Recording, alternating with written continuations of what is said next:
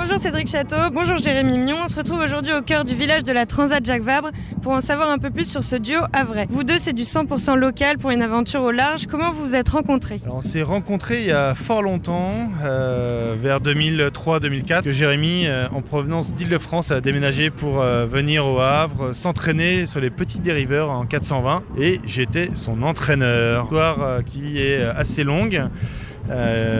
J'étais un jeune entraîneur et puis on a gardé les contacts pendant toutes ces années-là. Et puis tranquillement, ça s'est fait comme ça, avec un peu de chambre de la part de Jérémy qui me disait « Mais dis donc, la prochaine, c'est avec moi, mais dis donc, la prochaine, c'est avec moi, mais dis donc... Ouais, ok, c'est bon. » Et hop, c'est parti. Comment vous préparez mentalement à cette belle course? Une préparation mentale, on n'en a pas vraiment. Non. Et après, moi, je sais que je suis un peu soumis au stress et à la pression, donc peut-être qu'il faudrait que j'en ai une pour me stresser un peu plus.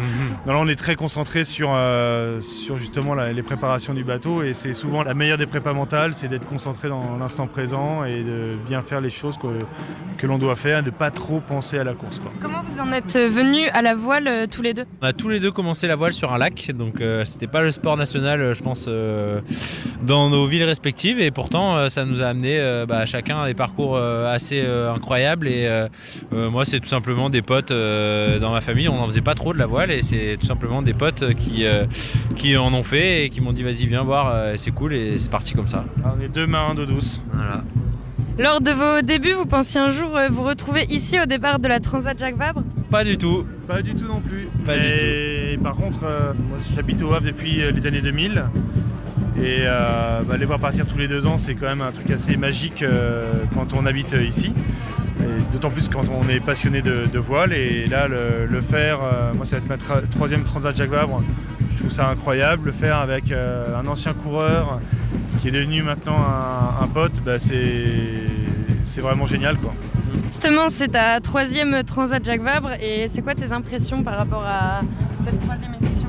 Moi j'ai l'impression que cet événement croît d'édition en édition. Là on est sur un plateau de dingue dans notre classe, puisqu'on est une 45 classe 40. Ma première Jacques Vabre, on était 17. Donc il y a vraiment une croissance de dingue. Les teams sont de plus en plus professionnels. Nous, on a la chance d'avoir un bateau dernier cri, parce que 6 frigos Sogestran ont été mis à l'eau en août. On a une belle machine, on manque un peu de recul, on n'a pas tout à fait lu encore le mode d'emploi, parce que des bateaux de nos adversaires ont été mis à l'eau il y a plus d'1 an, donc ils ont eu le temps de les éprouver pendant bien plus de temps que nous. En tout cas, on est, je pense, une paire qui est assez complice, on se comprend bien, et on a ouais, je vois, il y a un couteau entre tes dents. Ouais. Ça fait mal d'ailleurs. Et c'est quoi vos objectifs pour cette belle transat? La gagne, tout simplement. On n'est pas venu là pour enfiler des perles, donc voilà.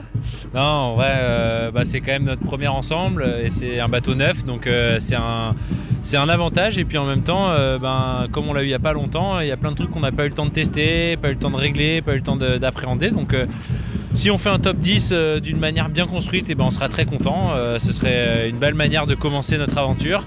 Et en vrai, on n'est pas à l'abri de monter sur un top 5 ou un petit podium si ça se présente devant nous. En tout cas, tous les deux, une fois qu'on met les pieds sur un bateau et que le départ est lancé, on lâche rien. Donc voilà, on verra où ça nous mène pendant la transat.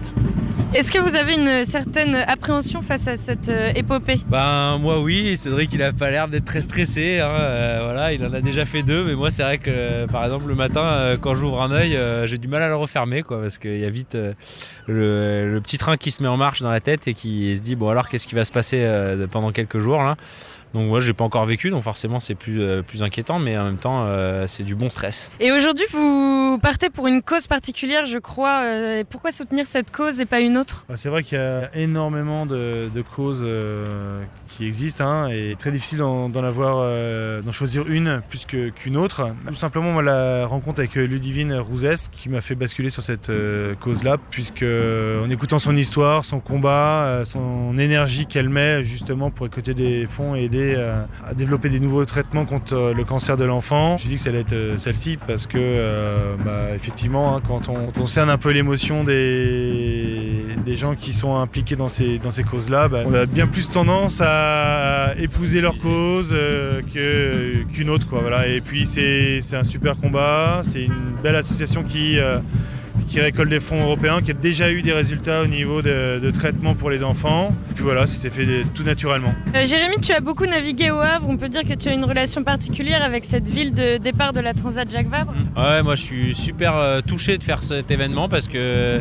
j'ai beaucoup navigué là. C'est ici que ça m'a fait faire ce que je fais aujourd'hui. Ça m'a donné envie d'être skipper, de faire de la voile mon métier et de rêver des Jeux Olympiques. Donc normalement, je suis quand même un peu parti à droite à gauche à travers le monde et pas forcément au Havre. Et là, du coup, de pouvoir enfin passer un peu de temps ici, c'est un juste retour des choses aussi pour tous les partenaires, pour tous les supporters qui sont là. Et donc, je suis très très très content de partir d'ici. Tu as participé aussi aux Jeux Olympiques de Tokyo 2021 et tu enchaînes avec la préparation des JO 2024. Quel est ton ressenti? Ça doit être un peu un rêve de participer aux Jeux Olympiques dans ton propre pays. Cette fois-ci, la Transat, t'arrêtes pas en fait. T'es constamment en train de partir à droite et à gauche. Ouais, c'est une grande chance d'enchaîner autant de projets. Quand Cédric m'a proposé, au début je pensais pas que ce serait possible avec le report des Jeux, parce que du coup ça allait être les Jeux la même année que la Transat. Et en même temps, il m'a dit si, c'est très bien, tu t'occupes de la playlist et moi je gère le reste. Et c'est vrai qu'il s'est bien occupé du reste. Donc je le remercie beaucoup pour ça parce que pouvoir participer à une transat et faire les Jeux Olympiques, c'est des projets qu'on n'imagine pas pouvoir vivre au début. Et moi là, de tout enchaîner, je me sens très chanceux. J'espère que la playlist est bonne.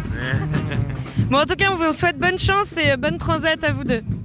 Merci.